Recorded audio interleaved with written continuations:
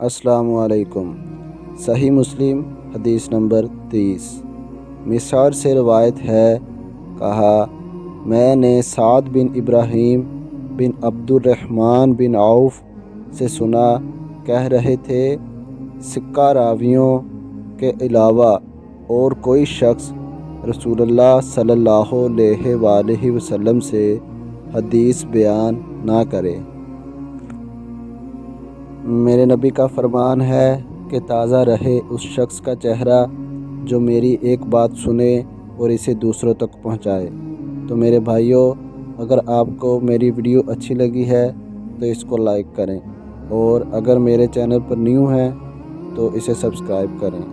और हमारे चैनल पर सही बुखारी की अहादीस भी शामिल हैं, आप उनको भी ज़रूर विज़िट करें। शुक्रिया।